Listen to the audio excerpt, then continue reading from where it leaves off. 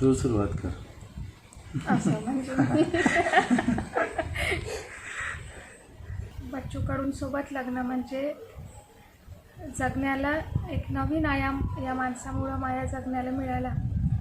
आयुष्याचे किती वेगवेगळे स्तर असू शकतात, माणसं किती वेगवेगळ्या पद्धतीने आयुष्य जगतात हे मला बच्चू कडूंमुळे समजलं. मी नैना कडू. मी बच्चू बाबाराव कडू.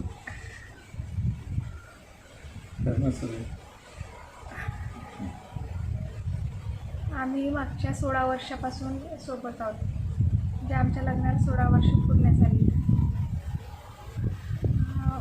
बच्चू कडून सोबत लग्न म्हणजे जगण्याला एक नवीन आयाम या माणसामुळं माया जगण्याला मिळाला. आयुष्याचे किती वेगवेगळे स्तर असू शकतात, माणसं किती वेगवेगळ्या पद्धतीने आयुष्य जगतात हे मला बच्चू कडूंमुळे समजलं. खरं तर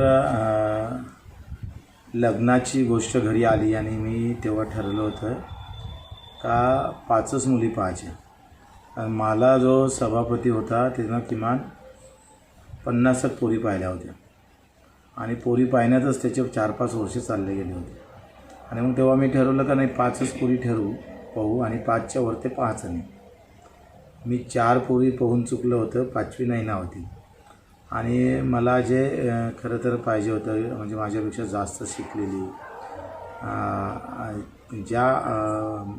जी माझी संकल्पना होती ते नैनाच्या एकंदरीत बायोडाटामध्ये होतं. आणि आम्ही तेव्हा लग्नाचं सगळं ठरलं आणि या लग्न काही वेगळ्या पद्धती करायचं ठरलं होतं का बँडबाजा नाही, घोडं नाही, असं सगळं याच्यात.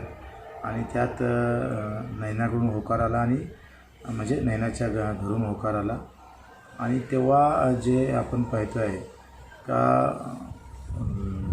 जे लग्नाच्या दिवशी आम्ही अपंगांना सायकली वाटपापासून असं सगळं एकंदरीत लग्न झालं.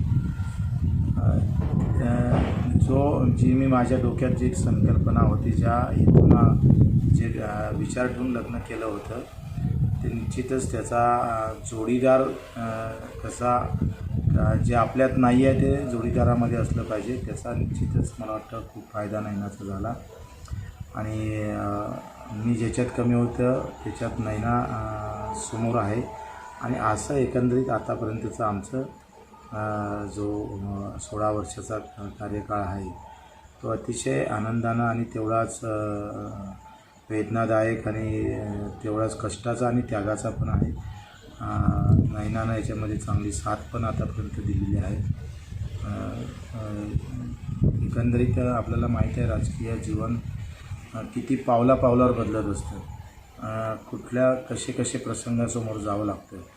तर त्या सगळ्याला अतिशय प्रभावीपणे नैनासमोर आली. आणि त्याच्यामुळं आम्हीसुद्धा हे परिवारापासून तर सगळे कार्यकर्त्यापासून त्याच्यात नैनासुद्धा कुठं कार्यकर्ता म्हणूनसुद्धा समोर आलेली आहे.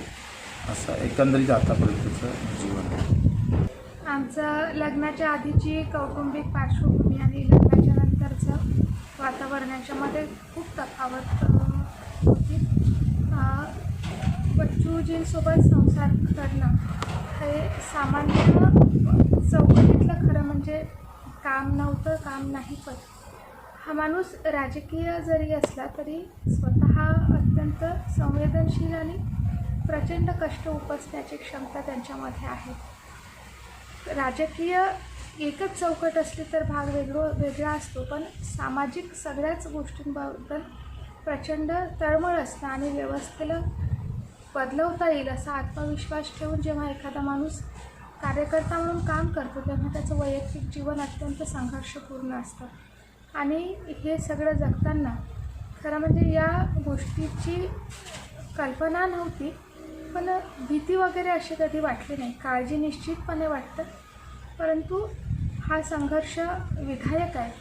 आणि ही सगळी सामान्य माणसासाठी काम करताना त्या सामान्य माणसाचं एक आशीर्वाद आणि प्रेमसुद्धा आम्ही इतक्या वर्षामध्ये अनुभवलं. बायको म्हणून हे सगळं सांभाळताना बऱ्याचदा चिडचिड होते, रागही येतो. अनेक आघाड्यांवर सांभाळायचं म्हणजे त्याचा ताणही येतो, तो शरीरावर येतो, मनावरही येतो. परंतु शेवटी या सगळ्या वाटचालीचं एक समाधानसुद्धा असतं. म्हणून हा संसार 100 लोकांसारखा नाही, त्याच्या पलीकडचा जरी असला तरीही समाधान देणारा आहे. बायको म्हणून माझी अशी एक अपेक्षा असते की हे सगळं करताना स्वतःच्या तब्येतीची थोडीशी काळजी घेऊन त्याबाबतचं भान ठेवून असायला पाहिजे. परंतु ते यांच्या स्वभावामध्ये आहे नाही. मला असं वाटतं ते कदाचित येणारही नाही. आता ज्या कोरोनाची हे जसं वातावरण सगळं झालं त्यावेळी एक दिवस यांच्या घशामध्ये दुखायला लागलं, घशात थोडं इन्फेक्शन आहे असं वाटायला लागलं आणि मग त्यांनी अमरावतीच्या CSला फोन केला. डॉक्टरांनी काही औषधं पाठवली, पण दुसऱ्या दिवशी काही ताप वगैरे नव्हता म्हणून आम्ही काही ती औषधं त्यांनी घेतली नाही.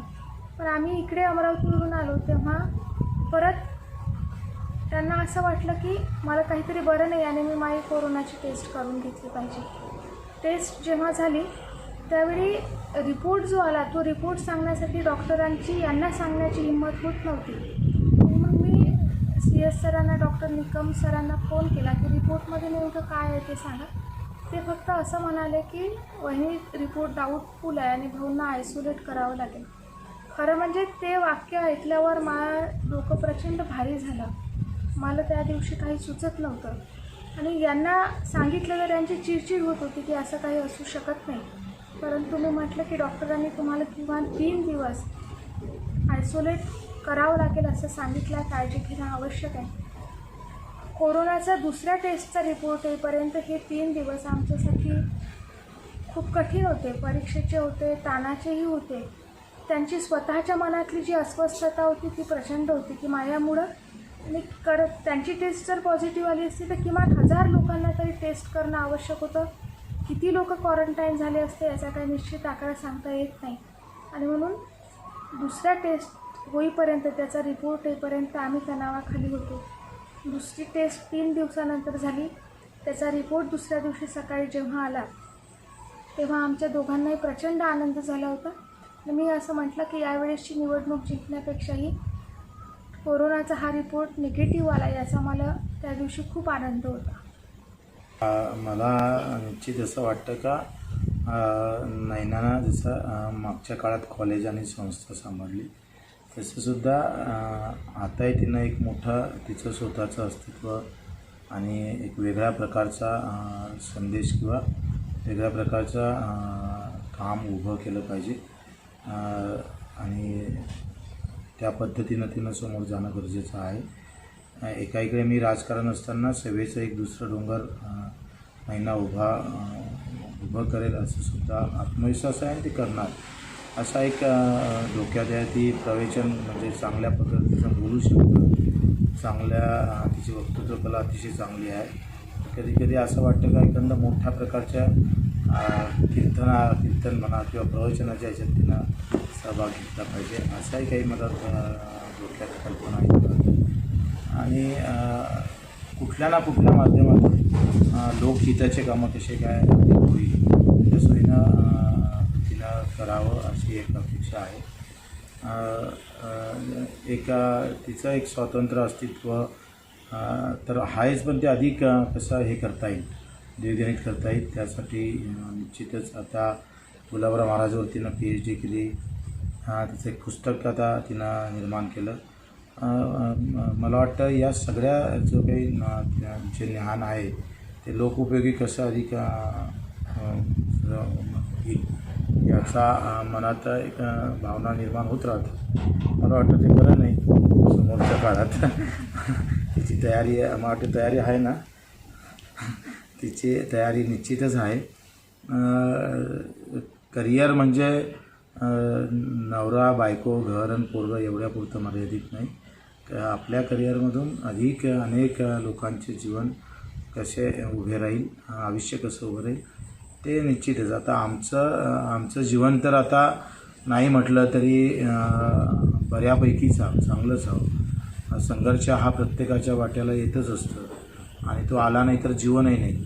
परंतु असे कित्येक दुःखी लोक आहेत त्याच्यासाठी आमचं जीवन कसं काम येईल हाच खरं तर आमचा मला वाटते अंतिम ध्येय राहील. बच्चू कडू म्हटलं तर काम आंदोलनं हे अजून तसं समीकरण आहे.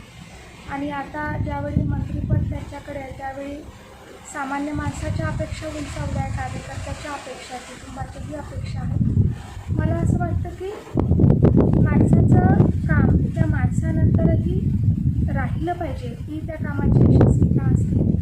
आणि म्हणून आंदोलनांचं जसं काम असेल किंवा रक्तदानाची चळवळ बच्चूजींनी मागच्या 25 वर्षात ज्या प्रकारे विदर्भाच्या बाहेरसुद्धा रुजवली की आता आमचा सामान्य कार्यकर्ताही सहज रक्तदान करतो. त्याच्या वैयक्तिक आयुष्यातल्या सुखदुःखाच्या प्रसंगीसुद्धा तो रक्तदान शिबिर घेतो. 25 बॉटल का होईना आपल्या गावातून आपण रक्त दिलं पाहिजे ही भावना प्रत्येक कार्यकर्त्याच्या मनात रुजली आहे. त्याच्यासाठी आता प्रत्यक्ष बच्चूभाऊंनी तिथे उपस्थित असण्याचीही गरज नाही, त्यांनी संदेश देण्याचीही गरज नाही. आणि म्हणून मला असं वाटतं की हा माणूस ज्या पद्धतीनं काम करतो आहे ते काम कुठंतरी दुसऱ्या फळीत रुजणं आवश्यक आहे. त्यातली रक्तदानाचा प्रसंग आहे, आंदोलनाचा प्रसंग आहे, सेवेचा प्रसंग आहे, रुग्णसेवेचं काम. गावागावात प्रहारचा कार्यकर्ता रुग्णसेवक म्हणून स्वतः उत्स्फूर्तपणे काम करतो आहे. आणि ही कामं सातत्यानं होत राहून की जेव्हा चिरंतन टिकतील हे बच्चू कडूंचं यश आहे असं मला वाटतं.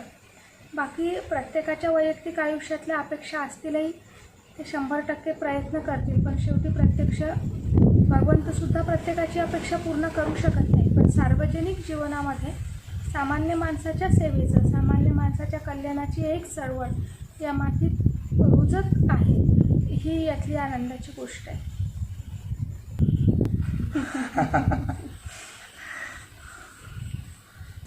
तू सुरुवात कर. असं म्हणजे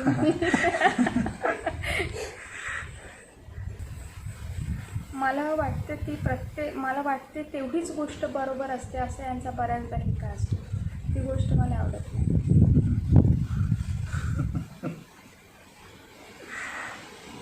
आणि ही थोडं वाटते चिडतं लवकर आणि चिडचिडचा थोडासा प्रॉब्लेम आहे. तो चिडचिडपणा झाला तर मन काही दुसरं वाईट नाही.